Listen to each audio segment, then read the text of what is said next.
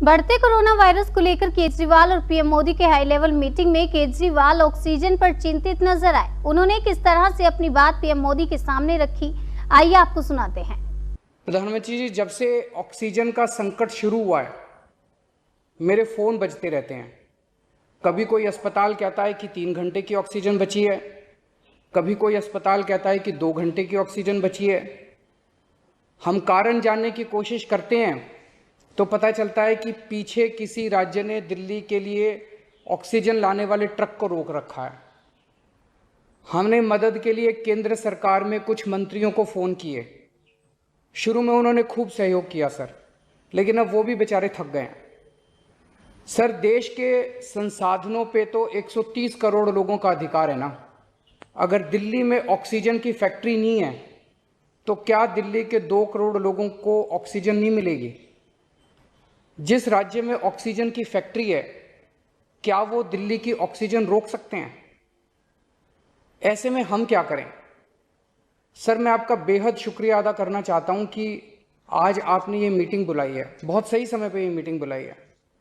पर सर, मैं आज ये जानना चाहता हूं कि अगर आज या कल या किसी भी टाइम हमारे दिल्ली के किसी अस्पताल में अगर 1 घंटे की, आधे घंटे की, 2 घंटे की ऑक्सीजन बच जाए और लोगों की मरने की नौबत आ जाए तो मैं फ़ोन उठा के केंद्र सरकार में किससे बात करूं? सर, मैं ये जानना चाहता हूं कि अगर कोई राज्य दिल्ली के कोटे की ऑक्सीजन का ट्रक रोक ले तो मैं फ़ोन उठा के किससे बात करूं? हालत काफ़ी ज़्यादा गंभीर हो चुके हैं सर। हम अपने लोगों को मरने के लिए तो नहीं छोड़ सकते। हमें लोगों को ये विश्वास दिलाना पड़ेगा कि एक एक जिंदगी हमारे सबके लिए कीमती है। हम आपसे फिर से दिल्ली के लोगों की तरफ से हाथ जोड़ के अपील कर रहे हैं कि सर, तुरंत कोई कठोर और सार्थक कदम नहीं उठाया गया तो शायद दिल्ली के अंदर कोई बहुत बड़ी त्रासदी हो सकती है। मैं आपसे मार्गदर्शन चाहता हूं सर। सर, कुछ ही राज्य हैं जहां से मैक्सिमम दिल्ली की ऑक्सीजन आती है और जहां सबसे ज़्यादा दिक्कत आ रही है और जहां सबसे ज़्यादा हमारे ऑक्सीजन के ट्रक रोके जा रहे हैं।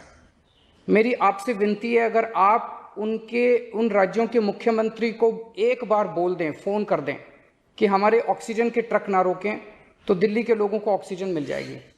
आपका एक फ़ोन ही बहुत है सर उनको। दिल्ली के 2 करोड़ लोगों की तरफ से मैं आज आपसे हाथ जोड़ के विनती कर रहा हूं कि सर, आप हमारी मदद कर सकते हैं। आप कृपया हमारी मदद कीजिए और अस्पताल में लोगों को, ताकि ऑक्सीजन मिल जाए। ऑक्सीजन की कमी के कारण अस्पताल में जो हालत बने हुए हैं वो अब देखे नहीं जाते। लोग बहुत ज़्यादा तकलीफ में हैं सर।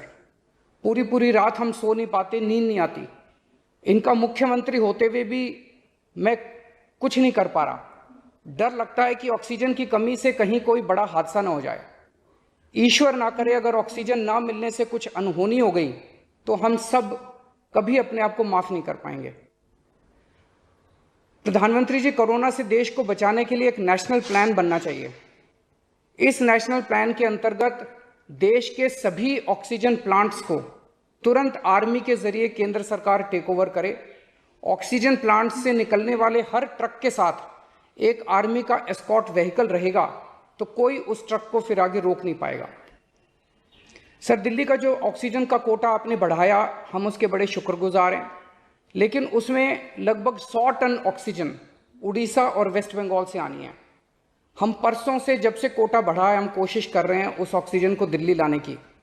मेरा आपसे निवेदन है कि यहाँ से ऑक्सीजन अगर हो सके तो हमें हवाई जहाज से उपलब्ध करवाई जाए, और नहीं तो जैसा अभी बताया गया, आपका आइडिया है ऑक्सीजन एक्सप्रेस शुरू करने का, वो ऑक्सीजन एक्सप्रेस शुरू करके वेस्ट बंगाल और उड़ीसा से हमें ऑक्सीजन दिलवाई जाए। आइडिया नहीं, ऑलरेडी चल रहा है।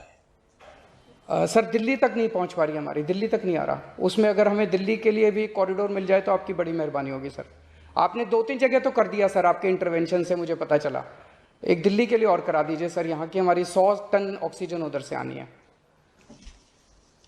प्रधानमंत्री जी, हमारे देश के वैज्ञानिकों ने इतने कम समय में जो वैक्सीन बनाई है, इसके लिए हमारे वैज्ञानिक साधुवाद के पात्र हैं। आपने इसमें जो प्रयास किए, आपका बहुत बहुत शुक्रिया। अब हम सब लोगों को मिलके कम से कम समय में अपने नागरिकों को ये वैक्सीन लगवानी चाहिए। इसमें केंद्र और राज्य सभी सरकारों को हमको मिलकर काम करना है।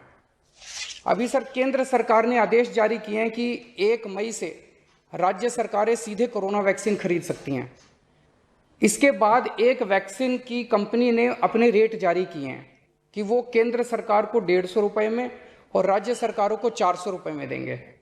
सर एक ही देश में एक ही सामान के 2 रेट कैसे हो सकते हैं? 1 नेशन 1 रेट होना चाहिए।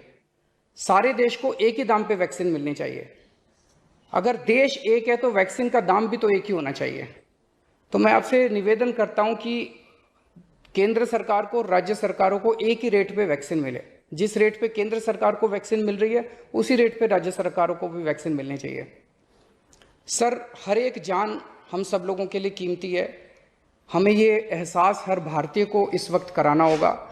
इसलिए मेरा मानना है कि देश में सबको दवाई, सबको वैक्सीन और सबको ऑक्सीजन मिलनी चाहिए और बिना किसी विवाद और बिना किसी रुकावट के ये मिलनी चाहिए। मेरा विश्वास है देश में अगर कोरोना के खिलाफ एक नेशनल प्लान होगा तो हम सभी राज्य सरकारें और केंद्र सरकार मिलके इस दिशा में काम करेंगे। सर कोरोना की वजह से दिवंगत आत्माओं को शांति एक मैं कहना चाहूंगा